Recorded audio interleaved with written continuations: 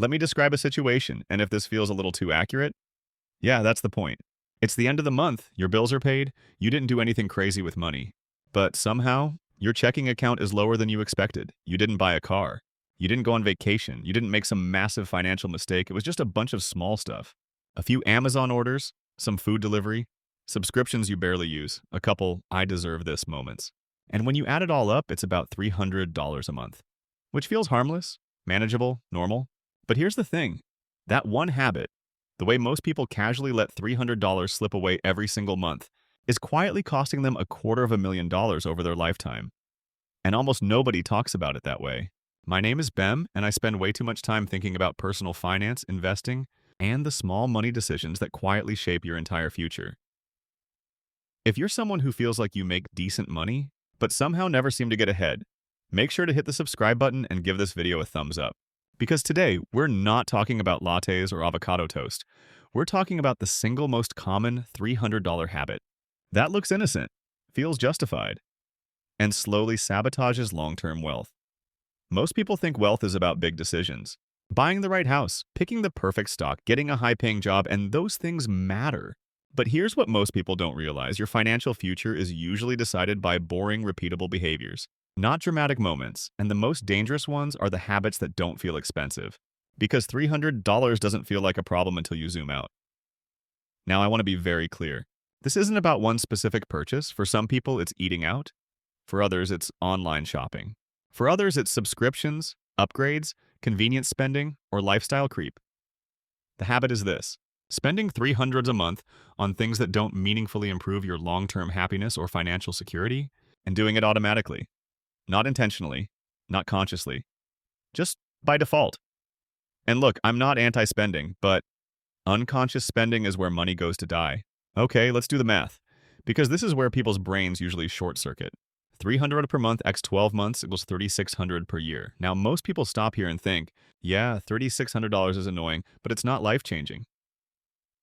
But here's where investing enters the chat. Let's say instead of spending that $300, you invested it monthly into a simple, low-cost index fund. Historically, the US stock market has returned about 7% annually after inflation. That's a conservative, widely cited number from sources like Vanguard and Fidelity. If you invest $300 per month for 30 years at 7%, you don't end up with $108,000. You end up with roughly $340,000. Now, let's be conservative again. Maybe you don't invest perfectly. Maybe you miss some months, maybe returns are lower. Even then, that $300 habit still cost you around $250,000. Quietly, without drama, without warning. Now you might be thinking, okay, but that's future money. I need my money now. And that thought makes perfect sense because your brain is wired to prioritize immediate rewards over future outcomes. This is called present bias, a concept studied extensively in behavioral economics, including by Nobel Prize winner Richard Thaler. Your brain heavily discounts future gains, even if they're massive. $300 today feels real. $250,000 in 30 years feels abstract. So you choose now, every time? Think about it like this. Imagine someone offered you two options. Option A, you get $300 today. Option B, you get $250,000, but only if you wait 30 years. Your brain knows option B is better. But emotionally, option A feels more satisfying. That's not a character flaw, that's human wiring. Here's where things get really interesting. Most people don't lose money because they're reckless. They lose money because they never interrupt the default. They never ask, is this $300 habit actually aligned with the life I say I want? Because if you asked people, would you trade $250,000 of future freedom for convenience today? They'd say no. But that's exactly what's happening, just invisibly now. You might be thinking, but Bem, what if I don't even make enough to invest $300? Totally fair. This isn't about the exact number, it's about the principle. For some people, it's $100.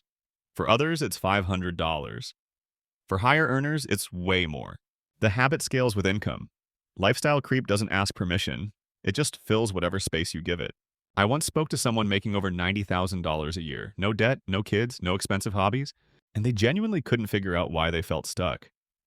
When we broke it down, they had over $200 a month leaking out through small, forgettable spending. Nothing outrageous, just default decisions. That's when it clicked for them.